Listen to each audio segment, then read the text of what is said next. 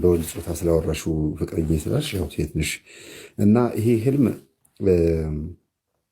የብር ቀለበት ጥሩ አይደለም። በህልም ማየት አንደኛ፣ በእውንም ራሱ የብር ቀለበት ጥሩ አይደለም። ቀለበት መስፋት በራሱ ጥሩ አይደለም። የፍቅር ጥያቄ ጠይቆሽም ወይም ደግሞ እናትሽ ከዚህ ሰው ጋር እንድትቀራረቢ እንግዲህ እሳቸው ምን እንደሚፈልጉ ሳታቂ ይዘውሽ ሲዞሩ ቆይተው የሞባይል መሸጫ የስልክ መሸጫ ሱቅ ጋር ስትሄጂ የድሮ ፍቅረኛሽን አየሽው። ከዛ ፍቅረኛሽ ጋር በተገናኘ ከእናትሽ የመጣው ዛርም ሊሆን ይችላል። እናትሽን ሲዞሩ ያይሻቸው አለያይቷቸዋል። ግን ይሄ ሰው ደግሞ ሜይ ቢ በአቋራጭ የሆነ ያደረገው ነገር ይኖራል ብዬ አስባለሁ። ቀለበት በህልም ሲሰፋ ከታየ ወይ ትዳሩ ወይ ደግሞ በመካከላችሁ አንድ ትልቅ ልዩነት አለ ማለት ነው። በአስተሳሰብም በአነጋገርም በዓላማም አልተገናኝቶም ነው። ሌላ ጣት ላይ ማድረግ ደግሞ አይፈቀድም። ቀለበት ጣት ላይ ነው። ሌላ ጣት ላይ ከተደረገ ስሙ ቀለበት ቢባልም ግን የማይመች ትዳር ወይም ደግሞ የማይሆን አካሄድ እንደማለት ነው። አንድ ባለትዳር እዚህ ላይ ነው ቀለበት ማድረግ ያለበት፣ የጣት ቀለበቱ ላይ። ከዛ ውጭ ሌላ ቦታ ካደረገ ሌላ ትርጉም ያለው ማለት ነው። ስለዚህ የእናትሽ ምን እንደሚፈልጉ ሳይታወቅ በየሱቁ መዞር ማለት እንግዲህ ብዙ ቦታ ሲያሽከረክርሽ የነበረ መንፈስ ይኖራል። መጨረሻ ላይ ከድሮ ፍቅረኛሽ የመጣው መንፈስ ጋር ወስዶ ያጋጨሽ ያገናኘሽ። እሱ መንፈስ ደግሞ ወይም ደግሞ እሱ ልጅ ደግሞ ከእሱ ልጅ የመጣው ደግሞ እኔ እንደ መንፈስ ነው የማስበው። ለምን ቀለበቱ ሰፍቷል፣ የማይሆን ነገር ነው። ወያ ሰው በአቋራጭ መስተፋቅር አድርጎ ወይም ደግሞ በግድ እሱን ብቻ እንድትወጁ አድርጎ ያደረገበት ነገር ካለ ሜይ ቢ ይህን ቼክ አድርጊ። እሺ ዋን ላቭ ይህን ቅድም ፈትቼዋለሁ ነው። ሌላ ነው። በህልሜ ስልክ ተሰርቆ በጣም ያስፈልገኛል እያልኩኝ ስፈልግ አሮጌ ሞባይል ሲሰጡኝ አልፈልግም ብዬ እማ ፍቅር ስልኬን አምጥተው ሰጡኝ። ያኔ ነቃሁኝ ይላል። በህልም ስልክ ሲሰበር፣ ስልክ ሲጠፋ፣ ስልክ ማየት በአጠቃላይ ጸሎት ነው። መነጋገር ከእግዚአብሔር ጋር የምንነጋገርበት መንፈሳዊ ልባችን ማለት ነው። መንፈሳዊ ኔትወርክ ማለት ነው። ያን ደግሞ ማየት ስልክ የተሰርቆ ማለት ደግሞ የጸሎት ጊዜያችን ሰዓታችንን በራሳችን ጊዜ አጥፍተነዋል፣ ወይም ደግሞ ጸሎት ጊዜ የለንም፣ ወይም ከእግዚአብሔር ጋር የምንገናኝበት ሰዓትና ጊዜያችን ለእግዚአብሔር የምንሰጠውን ጊዜ ሰርቀናል ማለት ነው። ወይም ዲያብሎስ ሰርቆብናል። ከዛ ያስፈልገኛል እኮ እያልኩኝ አስባለሁኝ ስፈልግ አሮጌ ሞባይል ይሰጡኛል ይላል።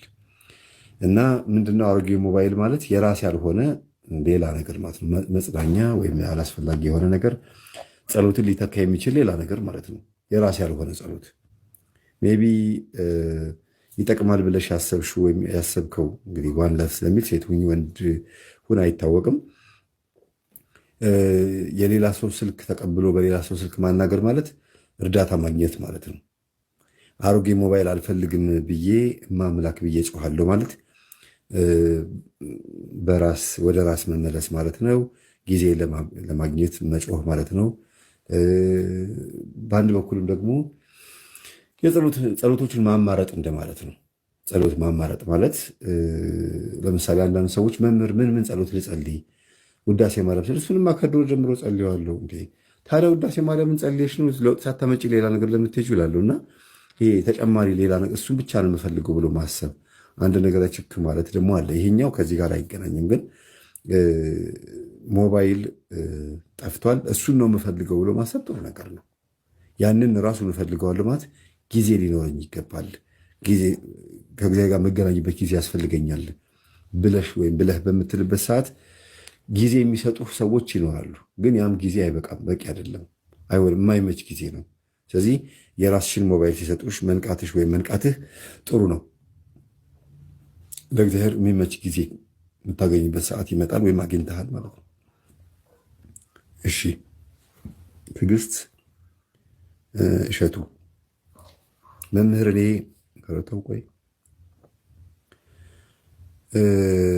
እኔ በፍልሰታ ጾም ላይ ቁርባን ቆርቤ ቤት ስመጣ ኬክ ነበርና ተደብቄ በጾም በላሁኝና የዛን ዕለት ሌሊት ከሰማይ ላይ ሰማይ የሚያክል ከሰማይ ላይ ሰማይ የሚያክል መስቀል ትልቅ ነው ማለት ፈልገሽ ነው።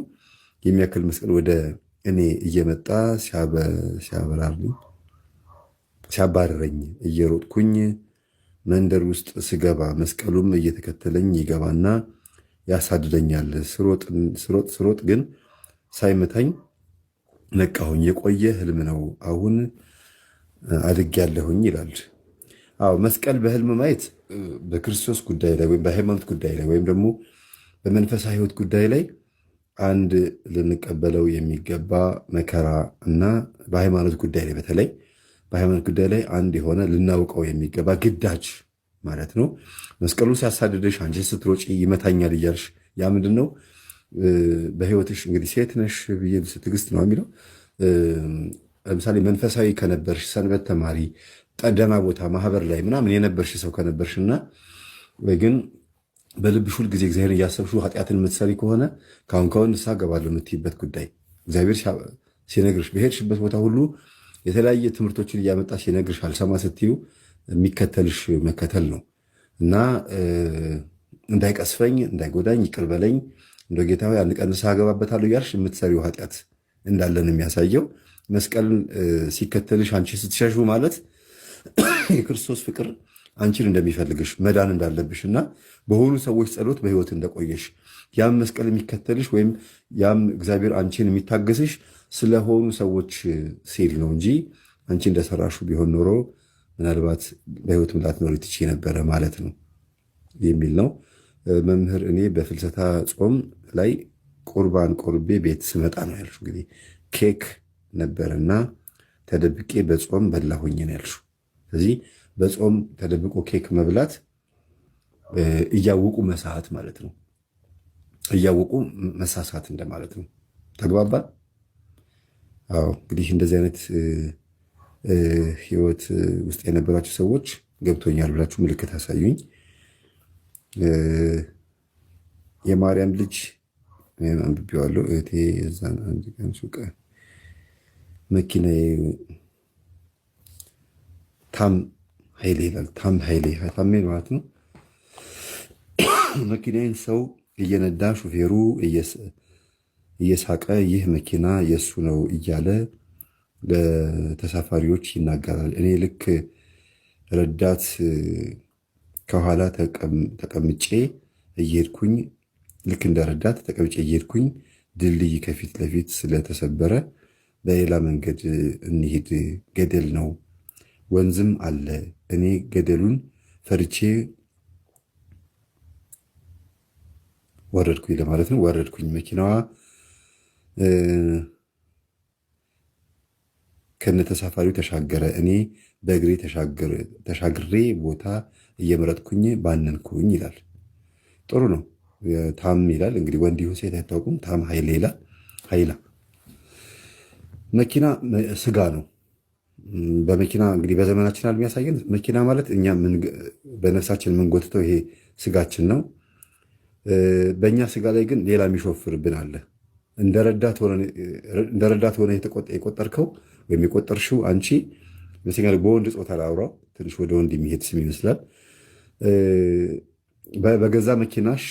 በገዛ መኪናህ ረዳት ሆንክ ማለት በአንተ በገዛ ስጋህ ላይ የሚያዝብህ ሰው አለ ማለት ነው።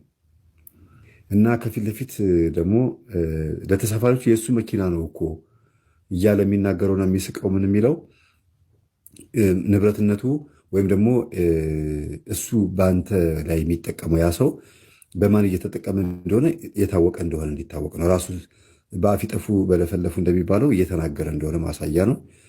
ግን ደግሞ መኪናዋ ገደል ልትገባ ነው፣ ድልድይ ተሰብሯል ማለት አብቅቶለታል። ከዚህ በኋላ በአንተ ስጋ ላይ ወይም በአንተ ንብረት ላይ ቀጣይነት የለውም። ሾፌሩ ከነተሳፋሪው ሄዷል ማለት ነው። እንግዲህ ወደፊት ለፊት አንተ ደግሞ ወርደሃል። ገደሉም ወንዙም አላጋጠምህም። በእግር እየተሻገርክ ነው፣ እየመረጥክ ቦታ እየመረጥክ እየሄድክ ነው። ያ ምንድነው? በጥንቃቄ 6 እግር ካላት ዝንብ ፍጥነት ይልቅ 100 እግር ያለው ትል ቀርፈፍ ብሎ የሚሄደው 50 እግር ያለው ትል ቶሎ ይደርሳል ይባላል። ለምን? ትዕግስት ስላለ። ስለዚህ ቀስ ብሎ እየተራመዱ በእርጋታ መኖር ይሻላል እና ታገስ ታገሺ ማለትም ነው እና ጥሩ ነው። ስጋህን ይነዳ የነበረው መንፈስ ከነ ተሳፋሪው ማለት ምንድነው? ተሳፋሪው ሰራዊት ርኩሳን መናፍስት ዋናው አለ የተላከ ከነ ሰራዊቱ ሄዷል ማለት ነው። ያ ምንድነው? በእግር መሄድ ማለት የገዛ ማንነትን ይዞ ተሸክሞ ባለ ነገር ብቻ መደሰት መጠቀም ማለት ነው። አመስግነህ ኑር ነው። እሺ ትዕግስት ፈትቼልሻለሁ። አስቴር ቲዩብ ይላል። ሌላ ህልሜ ደግሞ ሌላ ህልም ዋናው እሺ ሌላ ህልም ደግሞ የሆነ ተራራ ላይ ሆኜ ይመስለኛል እና የሆነ ለምለም ነቅዬ ይዤ ስሮጥ ከዛም ደግሞ ልጄ ይመስለኛል ያለቅሳልና ሌላም ልጅ ሰምተው ከዛም አንዱ ሰው ደግሞ ጠመንጃ ታጥቆ ይቆማል። እዛም ቦታ ደግሞ ዳስ ነገር አለ። ባለ ጠመንጃውም እዛ ሆኖ ባትሪ አብርቶ ምንድነው ባትሪ አብርቶ ይሰጠኝና ልጄን ተመልሽ ውሰጂ ልጄ ተመልሼ ወስጄ ይመተው ነበረ። በስመ አብ እንዴት እንደምትጽፉት ግራ ነው የሚያጋባው። የምትጽፉት ትቼዋለሁ ህልሙን። እሺ ቅድስት መንበር ዋን ይላል። በህልሜ ቤተክርስቲያን ውስጥ ሆኜ በጀሪካን ዘይት ይዤ ነበረ። በጀሪካን ዘይት ቅዳሴ ያስቀደስኩኝ ድንገት አንድ ጭንቅላቱ ላይ የጠመጠመ ቄስ ቄስ ማለት እኮ በቂ ነበረ። የጠመጠመ ማለት አይጠበቅብሽም። ጭንቅላቱ ላይ የጠመጠመ ምንም ጥቅም የለውም። ቄስ ካልሹ በቂ ነው። ጭንቅላቱ የጠመጠመ ቄስ መጥቶ ቦታዬን ሲይዝብኝ እኔ ቦታዬንም ዘይቱንም ጥዬ ወደ ሌላ ቦታ ቀየርኩኝ ይላል። ስለዚህ በአንቺ ቦታ አንድ ካህን መጥቶ በቦታው ላይ ከቆመ የእኔ ብለሽ የምታስቢው ግን የአንቺ ያልሆነ ንብረት የእግዚአብሔር የሆነ ንብረት አለ። ካህኑ አንቺ አስራት አላወጣሽም ወይም ደግሞ የሆነ ስለተስለሽ አላስገባሽም።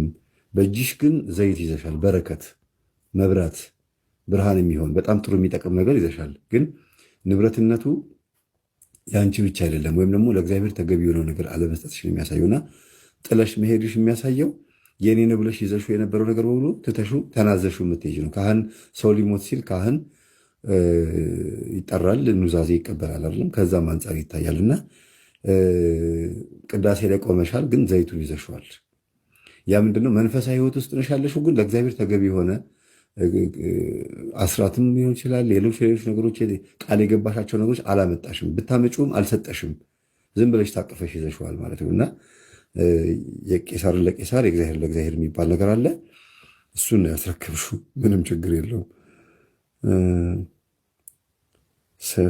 ሰፊ ዓለም መላኩ ብዙ ጊዜ በተደጋጋሚ ወደ አያቶቼ ቤት ስሄድ